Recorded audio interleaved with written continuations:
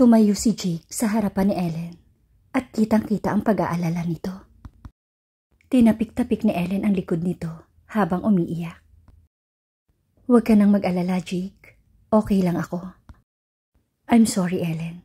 Nangyari ang lahat ng ito dahil sa akin. Iniwan kita. Kasalanan ko ito. Pinunasan niya ang kanyang mga luha at hinawakan ang kamay ni Ellen. Masakit ba, Ellen? Bakit may benda ang balikat mo? Ang anak mo, kamusta siya? Okay lang ba kayong dalawa? Okay lang kami, Jake. Huwag kang mag-alala. Alam mo namang hindi agad ako mamamatay.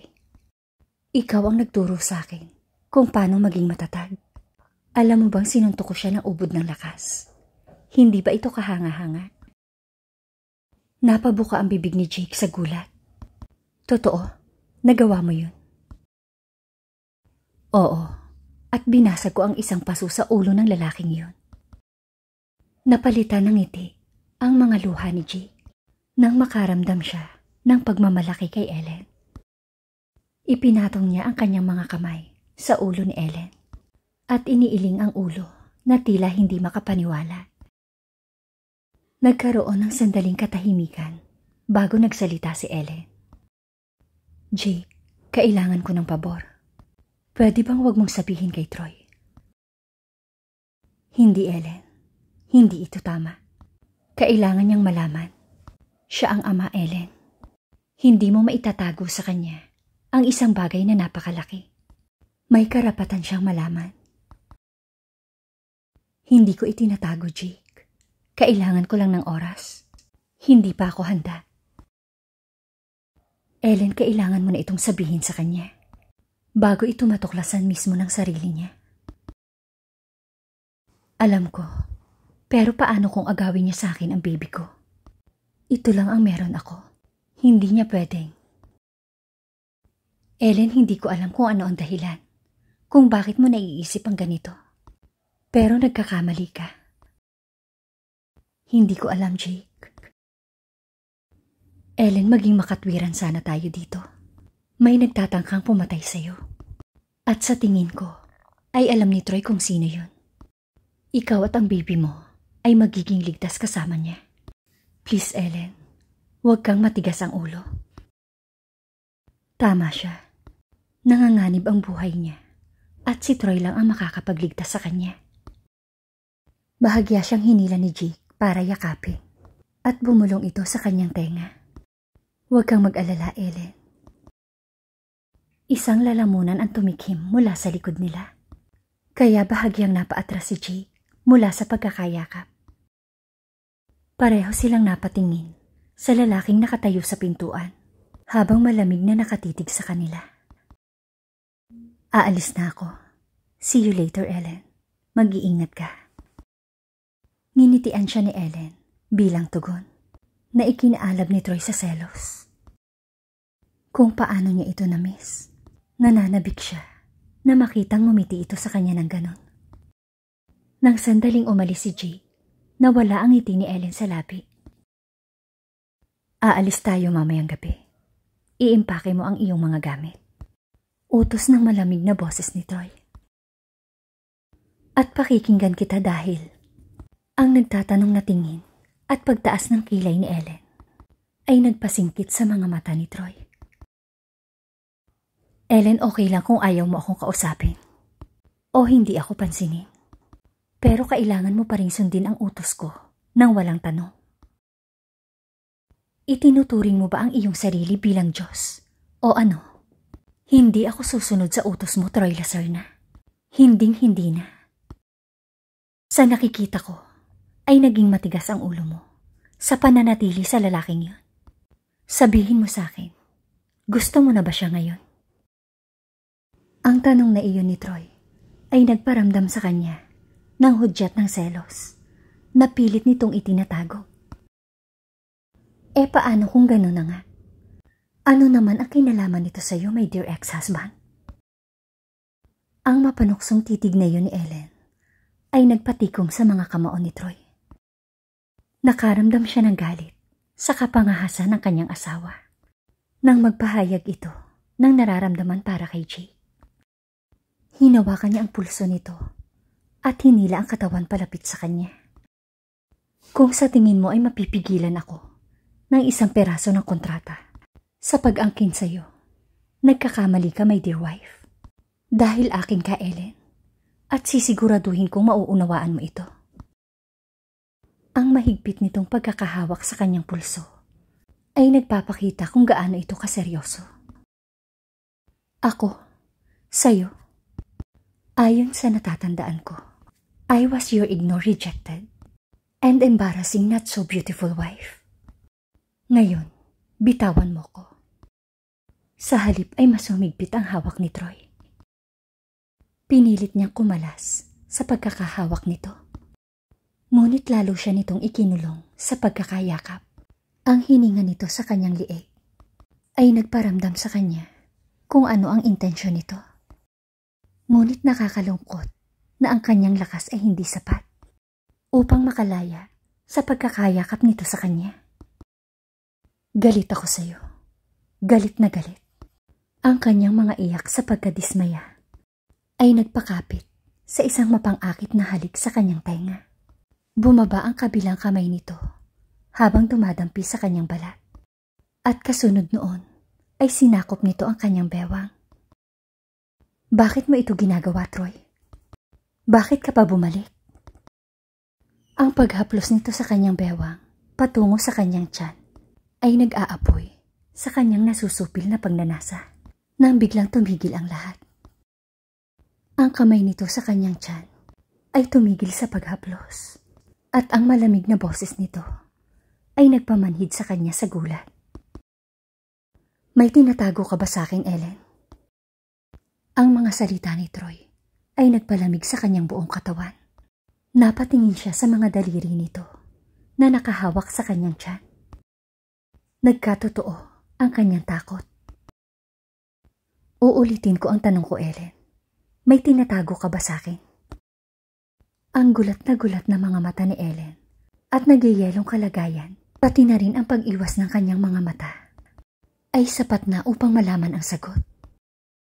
Ang matagal niyang pananahimik ay sinagot ng halik sa kanyang noo at nagtataka siyang tumingin sa disappointed na matang iyon.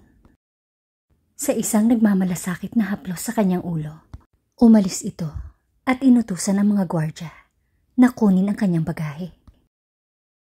Mahabang biyahe iyon at ang pagod na mga paa ni Ellen ay nangangailangan ng pahinga. Inihiga niya ang sariling katawan sa kama sa loob ng pribadong eroplano at makalipas ang ilang sandali ay nakatulog siya ng hindi namamalayan. Lingid sa kaalaman ni Ellen, ilang oras na nakatitig si Troy sa kagandahan ng kanyang asawa. Bumaba ang kanyang tingin para titigan ang tiyan nito. Makukuha niya ang report sa sandaling makarating sila. Binigyan niya ito ng pagkakataon na sabihin sa kanya, ngunit mas pinili nitong manahimik. Noong oras na yon, gusto niyang magsalita ito.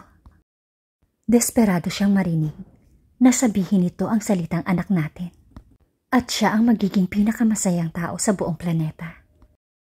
Ngunit nakakalungkot na makita ang kawalan ng tiwala sa mga mata nito. Tahimik siyang lumabas ng kwarto matapos itong gawaran ng halik sa noo. Bakit sila nakatayo dito? Tanong ni Ellen na nakaturo sa mga gwardya sa labas ng pinto niya. Ito ay para sa iyong kaligtasan. Hindi ka pwedeng umalis sa kwartong ito hanggat wala kang pahintulot. Inilagay ni Ellen ang kanyang mga kamay sa kanyang bewang at nanlilisik na tumingin. Anong akala mo sa akin? Aso, hindi ko kailangan ang iyong 6 to 7. Papayagan kang maglakad-lakad sa hardin. At kasama mo ang mga gwardyang ito na susunod sa iyo. Pwede kang mamatay sa boredom for all I care. At hindi ka makakalabas sa mansyong ito. Malinaw ba ang sinabi ko? Hindi. Hindi ako makikinig sa iyo. Hindi mo kayang kontrolin ang buhay ko ng ganyan. At ano ang gusto mo? Lumabas ka at mamatay? Ang katotohanan sa likod ng mga salita ni Troy ay nagpatahimik sa kanya. Nagdadalawang isip siya sa pagsasabi tungkol sa anak nila dahil kailangan niya magpa-check up ng regular.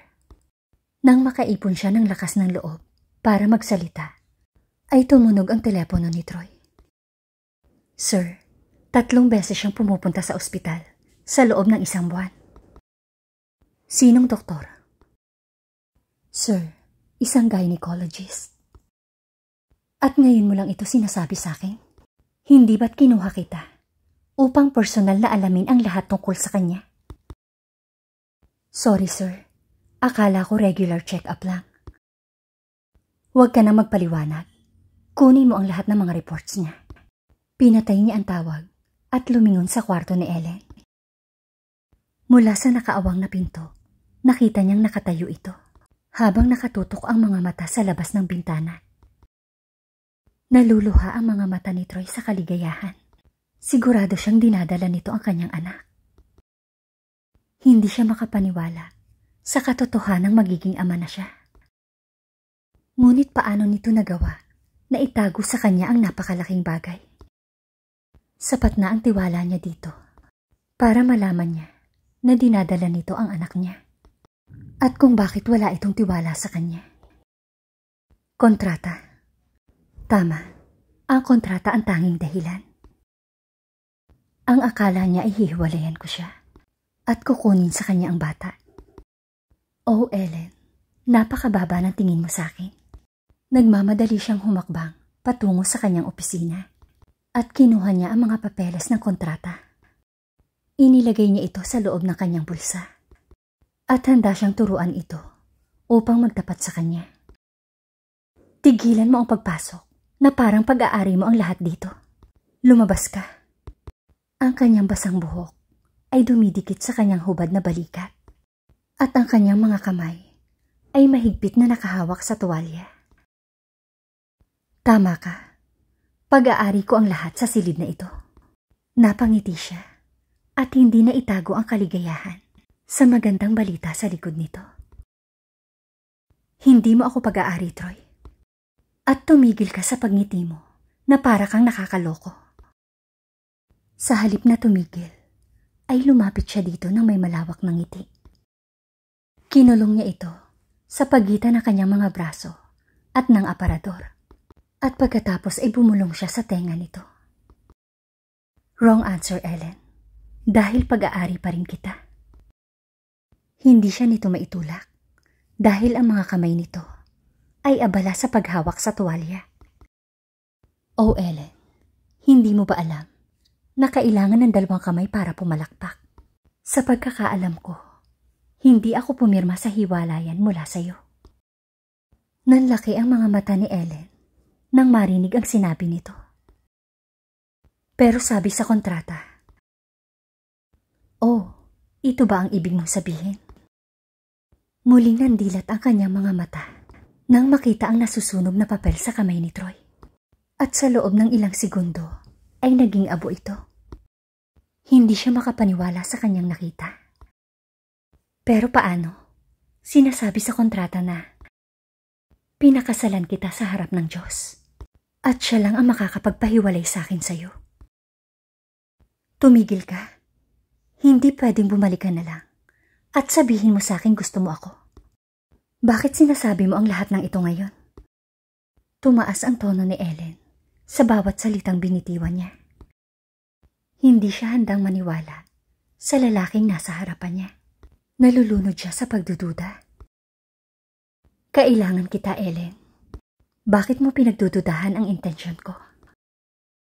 Nagduda ako sa iyong intensyon noong nakita kitang may kahalikang babae pagkatapos nating maghiwalay. Noong utusan mo ang iyong mga sekretarya na huwag ipasa sa iyo ang aking mga tawag. Noong iniwan mo akong mag-isa sa loob ng 4 na buwan. At noong sinabi mo na huwag akong magtiwala sa iyo. Napayuko ang ulo ni Troy dahil alam niyang tama ang mga sinasabi ni Ellen. Siya mismo ang may kasalanan. Gusto niya itong hawakan, yakapin at halikan. Ngunit ang galit nitong mga mata ay nagpahina sa kanyang kalooban na gumawa ng isang hakbang. I'm sorry, Ellen. Please, huwag ka lang ma-stress. aalis ako. Pagkasabi noon, ay bahagyang huminto ang tingin niya sa tiyan nito at tumalikod siya para umalis. Nakahakbang na siya nang pigilan siya ng mga salita nito. Huwag kang magpanggap na parang hindi mo alam. Nagningning ang kanyang mga mata nang marinig ang sinabi nito. Ang kaligayahan sa iyong mga mata at ang mainit mong paghalik sa akin. Alam kong alam mo. Humakbang si Troy palapit sa kanya nang bigla niya itong pigilan. Huwag kang lalapit. Sino ang nakakaalam? Sa isang taong sakim sa kapangyarihan na tulad mo, ay maaaring pumunta para sirain ang isang tao. Ano ang magagawa mo para maibalik ang iyong anak at ang ari-arian? Kumislap ang mga mata ni Troy sa pagkalito. Huwag mo akong tingnan ng ganyan. Alam kong gusto mong kunin ang anak ko. At katulad ng lahat, gusto mo ring kunin ang ari-arian ko. Ellen, sinabi ko na sa iyo ito noon. At uulitin ko sa iyo ngayon. Ikaw lang ang gusto ko at wala nang iba pa. Hindi ba't sinunog ko na ang kontrata ngayon? Bakit ko gagawin yun? Kung ang gusto ko lang ay ang ari-arian mo. Si Veronica, sinabi niya noon sa akin na gagawin mo ito. Hindi kita mapapagkatiwalaan. Hindi kami ligtas ng anak ko. Kaya kailangan na naming umalis. Nag-alala si Troy nang marinig ang mga sinabi nito. Inilabas ni Ellen ang mga damit sa kanyang aparador at inihagis iyon sa kama. Ellen, makinig ka sa akin please. Hindi mo mapapagkatiwalaan si Veronica. Siya ang nagplano nito. Ngunit hindi nakinig sa kanya si Ellen. Nagpatuloy ito sa pag-iimpake ng mga damit. Hinawakan niya ito sa balikat at pinatigil ang kabaliwan nito. Tumigil ka sa kalokohang ito. Mahal kita, Ellen. Bakit naman kita sasaktan? Ikaw lang ang babaeng minahal ko. Ang nag-iisang babae na nagpaibig sa akin. Hinawakan niya ang mukha nito sa pagitan ng kanyang mga palad habang nakatitig sa nag-aalalang mga mata nito. Mahal kita, Ellen.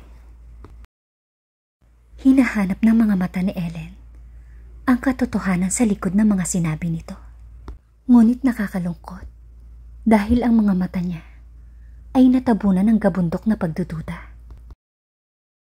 Umusad si Troy upang angkinin ang kanyang mga labi. Ngunit agad na humakbang si Ellen paatras. Nadurog ang puso ni Troy ng oras na yon. Hindi siya makapaniwala sa naging reaksyon ni Ellen. Hindi siya nito maaaring tanggihan. Minahal niya ito ng buong puso. Hindi siya nito pwedeng iwan. Nais niyang bumalik ito sa kanya, kahit gaano pa kalaki ang kapalit. Bago pa siya mapigilan ang kanyang isip, sumulong ang mga paa niya at hinawakan niya ito. Inilapat niya ang kanyang mga labi sa labi nito. Marahan niya itong hinalikan. Sinubukan niyang ipakita dito kung gaano siya nasaktan sa pagtanggi nito. Ngunit tila walang kabuluhan ang kanyang mga halik. Itinulak siya nito palayo at isinara ang lahat ng puwang sa pagitan nila. Sinubukan niyang ipakita dito kung gaano niya ito kamahal. Ngunit sa kasamaang palad, na-misinterpret nito ang kanyang pangingibabaw. Buong lakas siya nitong itinulak palayo at umalingaw-ngaw ang tunog sa katahimikan ng mansyon nang sampalin siya nito. Ang sakit ay dumapo sa kanyang pisngi. Tumingin siya sa sahig at hindi niya maintindihan ang nangyayari. Nang sumigaw sa kanya ang galit nitong boses, napagtanto niya ang lahat. Sabi ko, layuan mo ko. Huwag mo kong hawakan. Kung sa tingin mo, kaya mong ayusin ang lahat ng sugat na iniwan mo dito, nagkakamali ka. Hindi makatingin si Troy sa mga mata ni Ellen. Tinanggap niya ang lahat ng mga pang-iinsulto nito. Tumayo siya doon at walang balak na makipagtalo. Hinawakan ni Ellen ang kuwelyo ni Troy at pilit na pinatingin sa kanya. Get it, Troy Lacerna, for I will not repeat myself. Itong batang ito ay sa akin at papatayin ko ang sino mang magtangkang kunin ang aking anak. Hindi ko akalain na ituturing mo akong napakababang tao, Ellen. But it's fine. Baka may kulang sa pagmamahal ko. Nasusuklam ako sa sarili ko, Ellen. Kasalanan ko ang lahat. Hindi ko ipinakita sa iyo ang pagmamahal ko. Parang itinulak kita palayo sa halip na yakapin ka. Sorry sa lahat ng pinagdaanan mo. Hindi mo kailangang umalis. Mangyaring manatili ka dito dahil ligtas ka dito. Ako na lang ang aalis. Iiwan kita kung yan ang gusto mo. Hindi na kita guguluhin simula ngayon. Lumingon siya sa huling pagkakataon at nakita niya ang luhaan nitong mga mata. Patawarin mo ko sa paraan ng pagpapakita ko sa iyo ng pag-ibig dahil ito ang tanging bagay na maibibigay ko sa iyo. Mag-iingat ka. Si Troy ay nawala ng ganun kabilis at naiwan siyang bumagsak sa kanyang mga tuhod. Tinitigan niya ang kanyang mga kamay na nagawang sampalin si Troy. Hinampas niya ang sahig. Napasigaw siya sa matinding paghihirap hanggang sa mamanhid ang kanyang kamay, gaya ng kanyang kaluluwa. Nagsusumamo si Jan at pilit na sinisikap na mga tuwiran sa kanyang amo. Sir, please, hindi ka pwedeng pumuntang mag-isa. Hindi ito ligtas. Pwede natin itong ayusin. Itinaas ni Troy ang kanyang kamay upang patahimikin si Jan. Pinapupunta niya akong mag-isa sa kanyang warehouse para ayusin ang lahat ngayong gabi. Maaari niyang pagbantaan ang buhay ni Ellen at hindi yun maaari. Doblehin mo ang security sa mansion ngayong gabi. Ikaw na ang bahala. Tumango si Jan habang tinatapik-tapik ni Troy ang likod niya na tila pinatitibay ang loob. Pero sir, ang gusto niya ay parang suicide mission. Sir, please, isama mo ko. Umiling si Troy at ngumiti kay Jan sa unang pagkakataon. Nag-iisa akong lumaban sa labang ito para sa aking buhay. Ang kawalan niya ng pagmamahal sa akin ay parang isang pagkatalo. At may kakayahan siyang iwan akong hindi nasasaktan. There's not much to do when all I can. Thank you guys for listening and watching. Not